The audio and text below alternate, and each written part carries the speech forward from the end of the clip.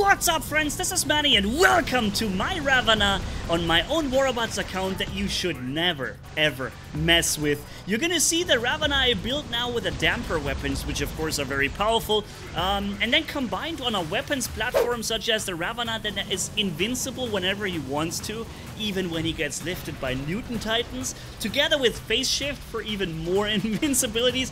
This is gonna be sick, okay? And the reason why I say, man, don't mess with this beast, because it's gonna mop the floor with you, right? And I'll show you a lot of mopping today.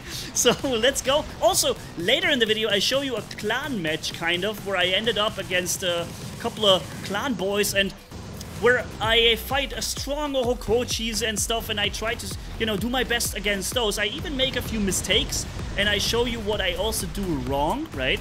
A bit of an analysis about what I should have done better, or what didn't work. So very interesting. That comes at the last map here in this video. Of course, you can always scroll forward, but just so you know, what I plan for the end of this video as the last map, a full game with my entire hangar shown against the clan boys, and see how I was able to fight back with what I have, okay? Now, this guy got me in a really bad time with all my abilities were offline, the reload was kicking in, and I was just there, standing there and taking everything he throws at me. But I'm back to 266,000 health. Why? Due to the Kestrel drone, which in my opinion is by far the best drone in the game, because it just keeps your robot alive for as long as you want to. If you play good, the Kestrel drone just keeps you in the game. With the regular healing for every kill, plus restoring gray HP. If you combine this with the durability extender on the Paladin battleship, for example, it is an insane combination that basically allows you to live forever with robots such as a Ravana that basically can't be killed so easily. No matter what you bring, the Ravana will survive it. It is one of those robots that has always been my favorite because it has never gone bad, right? It's like canned food. It will stay good forever, seriously, because there is no countering an ability that prevents anything to work.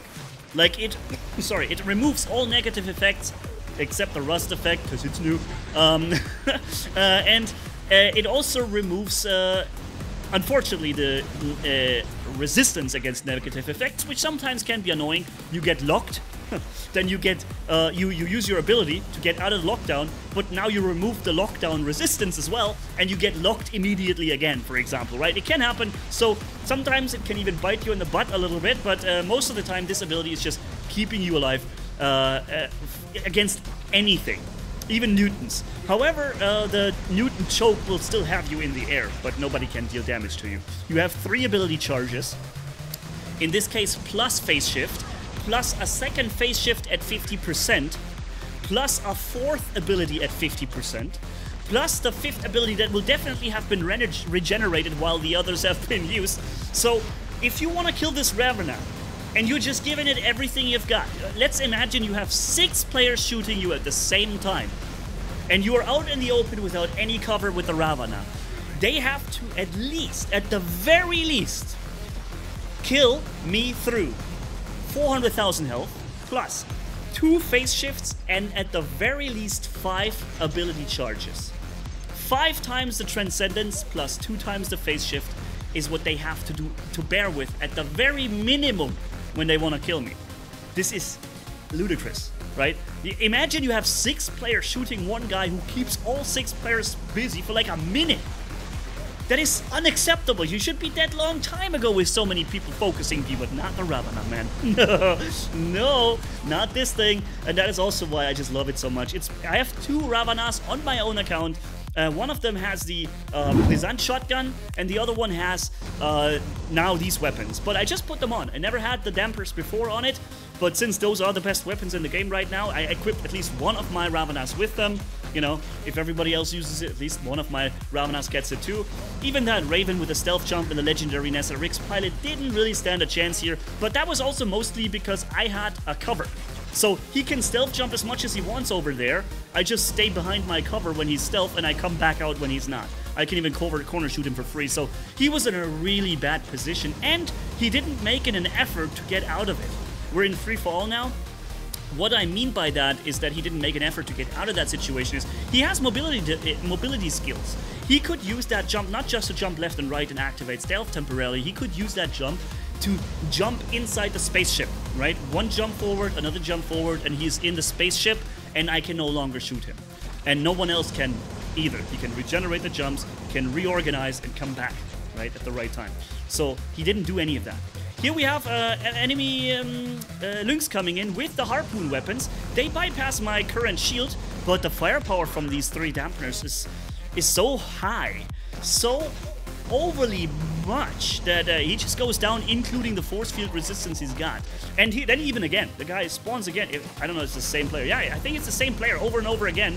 And the game respawns him every time in line of sight with me, and he got no chance. And now look, I'm getting attacked by an Ophion. Pop, 1 phase shift. I always start with a phase shift first if you don't care about power cells. And I do not. On my account, I also have a lot of those. So I don't care about the power cells. And therefore, I always start with a phase shift, because it takes the longest to regenerate. And I want to start the cooldown, right? If an ability is not on cooldown, you're not benefiting from the regeneration of that ability. So you're gonna, if we're talking min-maxing, and that's what we do here on the channel. I make it an effort and a habit to play every setup I show you to the maximum of this setup's possible performance. Not just to my own best ability, but literally to the best ability that this robot itself and the setup can provide in this game. And if the video hasn't been good enough for you to see the full potential of the robot, then I probably won't include the recording, because I re-record and record and record as long as it takes for the perfect showcase of that ability and that setup to show you the maximum potential it has. And as such, with min-maxing, that means using every ability charge and every possible cooldown all the time. Making use to, as you saw it here again, first use the phase shift. It regenerates longer than one of my Transcendence Ravana abilities, so I start with the phase shift as the first solution to getting shot. Next, I will use one of my abilities. As soon as the phase shift is back, I cycle the phase shift back in for the same reason as before, and so on. I also went back here to my base to make sure that this Ohokochi gets scrapped, because without with that Ohokochi in our home base, I'm pretty sure my teammate alone would not have been able to deal with that thing. He needed backup, although I think he was also an Ohokochi. I'm not sure. I didn't want to risk anything. I went the safe way, and I helped him. Make sure that Ohokochi can't heal because of the rust effect that I apply, plus making sure he's not going to have enough time with his ability runs for a third ability or whatever, you know? And sometimes that means making priority target prioritization is something I talk very little about. I typically talk about map awareness. I talk about timing of your abilities and shifts and battleship. Battleship timing is insanely powerful in the game, especially with battleships such as the Mute battleship, where a very well-timed Mute battleship release at the right spot at the right time can make you fight 3-on-1s easily.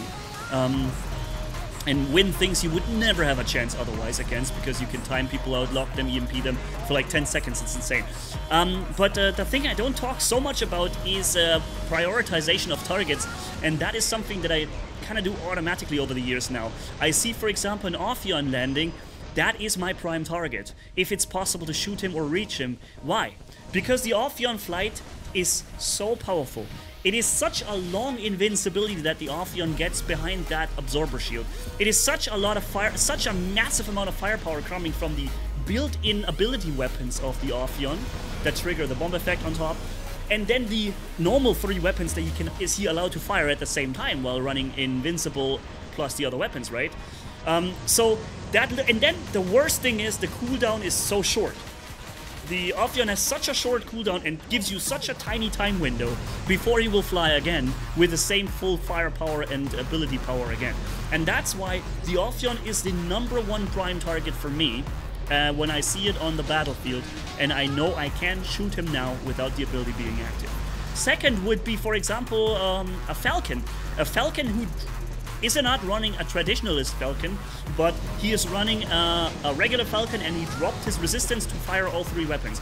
For that short time window, he's not having any resistance, and he takes the full damage. So definitely prioritizing that target in the moment.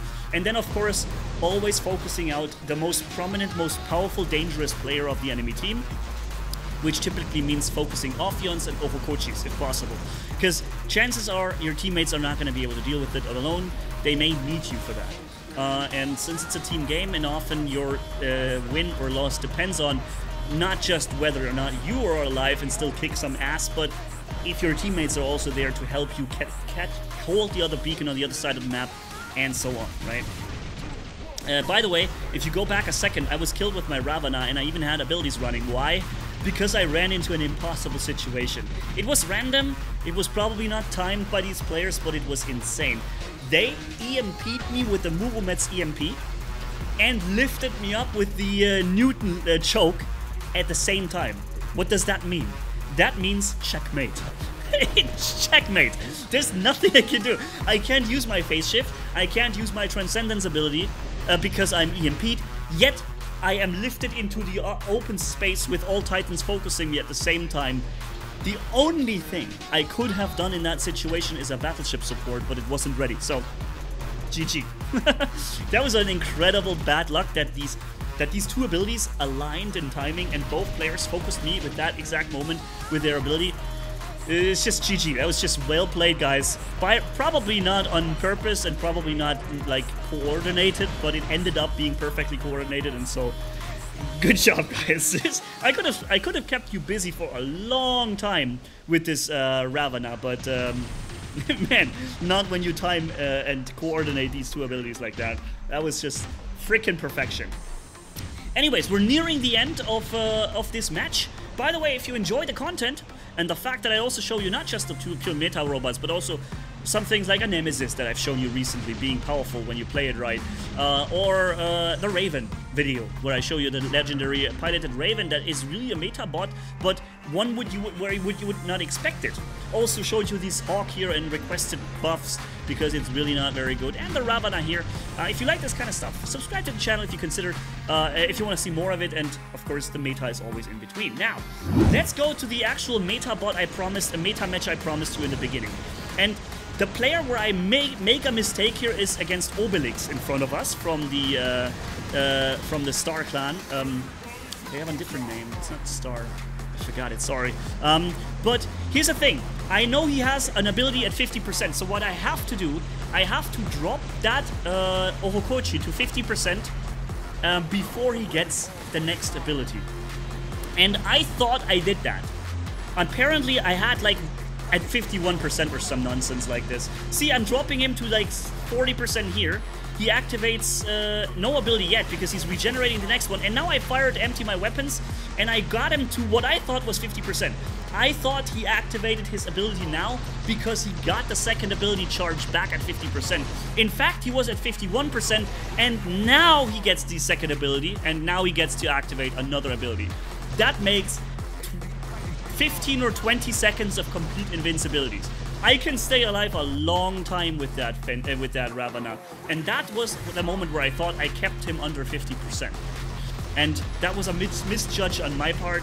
The no skill, no brain Ohokochi with his completely unjustified second ability that he should have never gotten at 50% kicked in and ruined the gameplay for me. And oh no, the other setup is not Brisant shotguns, it's the Havocs. That's right. But here's the same player again. I just baited his first ability, then I used strategically the battleship in the right time, and I just pop him out of existence. That is something that a Ravana can do. But in order to do this, I have to do it right. You have to outplay your enemy. That Ohokochi is undoubtedly more powerful than the Ravana, and if you want to win the fight, you have to outplay him. And that would have worked, that would have happened if I had dropped him below 50% in that moment. Because then he would not have gotten a second ability charge, and I would have been able to finish him off. I apparently saw it wrong. Thought I reached it, but I didn't. Now, anyways, he comes back. He severely underestimates the Ravana here, because he thinks he can just come in for an attack run. I'm having zero respect. I'm running into 3 guys, following him all the way over here with 2 shots at 24,000 HP now. I drop him to last stand, then I shift once, then I phase shift a second time, then I pop him, I get a restore HP from the Kestrel and drop the other Ophion as well, pop. And that is something this player had never expected. He thought he flies back into his teammates and he's safe as ever. There's never going to be a chance for him to die there against this low HP Ravana. And in fact, the Ravana just shows what he can do. He shows how he can absolutely whoop the hell out of you. Even in the most unexpected situations, you can still die against it with because these shifts just keep him invincible. And yeah, then I spawn in my own meta Ophion with dampers. So I also have a meta bot here, a really strong one, and I used it to immediately focus his next Okochi below 50% to make sure he no longer gets the second ability, and then I pop him. If you know how to fight the Ophions and you hit them at the right time, then you can pop him pretty good. Unfortunately though, I seem to have the whole team, including Titans, on me now with the new Discordia homing bullets, so there's only so much I can do here. Even with the 300,000 extra HP coming from the battleship, that is just the whole team on me right now. And I needed 3 more seconds, only 3 more seconds before I would have gotten into the next ability flight on the Ophion. That just shows you how powerful the Ophion is. Then I thought I annoy here the Eiffel Titan from my friend Obelix here a little bit. I knew I wasn't going to be able to win this fight because I'm never going to do enough damage to really kill that Eiffel. But at least I wanted to show him that my little Strider boy can hurt him a little. It's not much, but it's a little bit. And with these 3, you know, powerful shotguns here, we can actually do a bit of damage against him, but not too much. The Titan resistance is really the deal breaker here, and then of course the teammates that are all coming into play at the same time, leaving me chanceless. And then I even got shot away with out of range of my shotguns, so no chance. But we're not over. It's not over yet. I still have my own Crisis robot here with Chestus. Already got a kill, as you see in the bottom. I don't know why I've seen it, but yeah, with these 4 Cestus weapons, we can do a lot of damage too, especially from a Crisis robot with the overpower ability and so on. Waiting for the shockwaves on the Orokochi to stop so that he no longer has ability running, and then we're gonna pop him. Also finishing off the Titan over there. Okay, not quite. But whenever there's an Ophion, I can kill it, because the Crisis Robot has the ability to go through Ophion shields, right? And that's what I'm going to make use of here in just a moment against the Ophion of Obelix here. And that was a bad luck. He just flew up and I just had my ability running. It was bad luck on his part. But yeah, I still focused him because I know I'm the counter to that. And so that is, in terms of target prioritization, sometimes you specifically counter something of the enemy team. And that is, of course, what makes it your priority. If you have a shield break, then your priority is to target things that have strong shields, right? That is your job, literally, because your teammates who don't have shield break, they would have to first go through that entire shield to deal with it. And you can completely ignore that shield, probably deal with it like a 500% more effective, and therefore this is your designated target in that situation. But yeah, so thanks for watching, catch you in the next one. Manny signing off, and bye bye.